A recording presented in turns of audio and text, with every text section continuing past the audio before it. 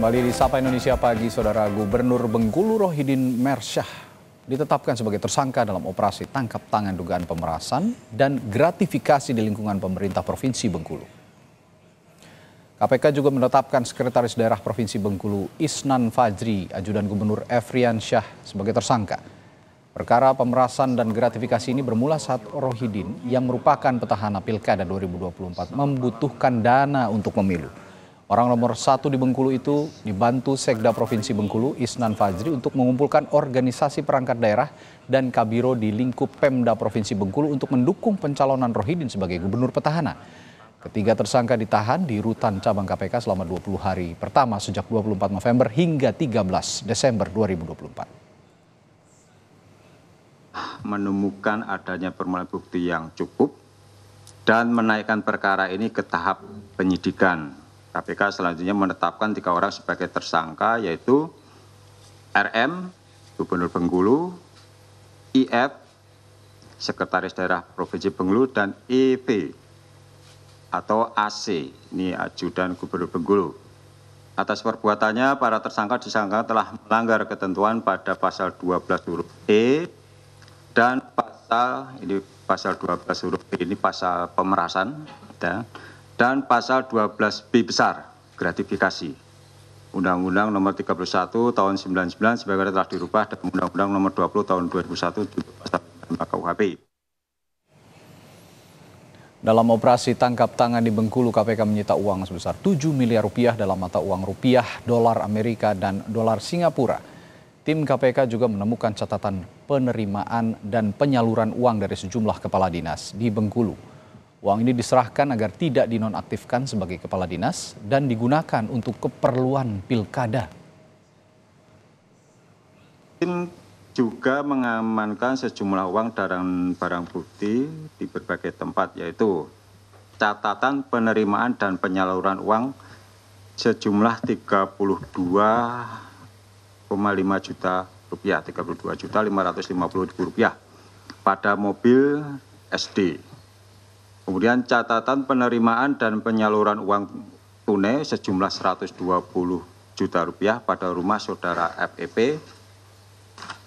Kemudian uang tunai sejumlah 370 juta pada mobil saudara RM, serta catatan penerimaan dan penyaluran uang tunai sejumlah total sekitar 6,5 miliar dalam mata uang rupiah, dolar Amerika, dan dolar Singapura pada rumah dan mobil saudara EF. Sebelumnya saat masih di Bengkulu, usai diperiksa mobil yang membawa Gubernur Rohidin Mersyah keluar dari gerbang Mapolresta Bengkulu sempat dihalangi simpatisan yang telah menunggu sejak Minggu pagi.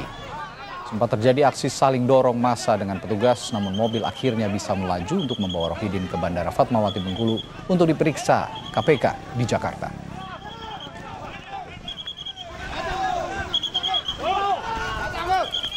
Setelah menjalani pemeriksaan dan ditetapkan sebagai tersangka dugaan kasus korupsi pemerasan untuk dana kampanye 2024 oleh KPK, Gubernur Bengkulu Rohidin Mersyah Senin dini hari keluar dari gedung KPK dengan memakai rompi oranye dan dikawal oleh penyidik KPK.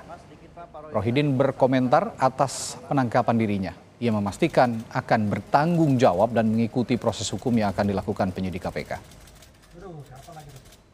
Sebagai calon gubernur, ini akan berjalan sesuai dengan aturan dan saya juga akan bertanggung jawab dengan proses hukum ini dan sangat kooperatif dengan pihak KPK. Dan itu sekali lagi saya minta kepada seluruh pendukung Romer untuk tetap solid, tetap teguh dengan pendirian, rapatkan barisan di bawah, pastikan 27 November yang akan datang kita akan menjadi pemenang. Informasi paling akhir, kasus gratifikasi yang menjerat Gubernur Bengkulu kita tanyakan jurnalis Kompas TV Nanda Aprilia di gedung KPK Jakarta.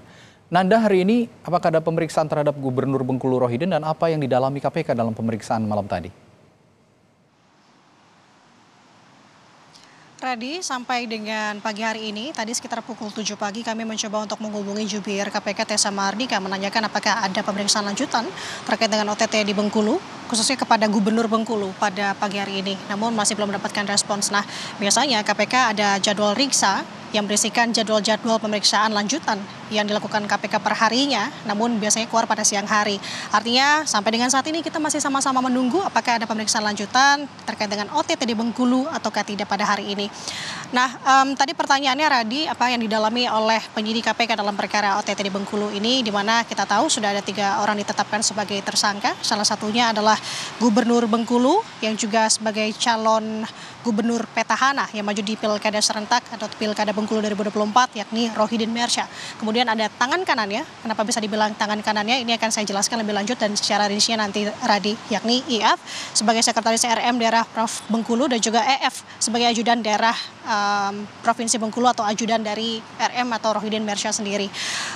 Terkait dengan kronologi kemarin juga disampaikan dalam preskonnya tadi malam, kemarin malam tepatnya disampaikan oleh Wakil Ketua KPK Alexander Marwata kronologi penangkapan di mana sebenarnya KPK sudah melakukan penyelidikan jauh-jauh hari bahkan di bulan Mei, namun gongnya pada bulan ini. Nah, ada beberapa hal yang tentu akan didalami terkait dengan perkara ini, Radi. Kita akan sama-sama nantikan bersama karena kalau mengutip apa yang disampaikan oleh Ketua KPK Alexander Marwata, ada pendalaman yang akan dilakukan kepada pihak pengusaha. Nah, kenapa ini pengusaha disebut? Karena sebenarnya dalam perkara ini lebih banyak lagi terkait dengan Kepala OPD maupun juga Kepala Dinas di Pemprov DKI Prof Bengkulu. Kita akan saksikan dan juga cermati bersama agenda hari ini. Sementara demikian, tadi kembali ke studio.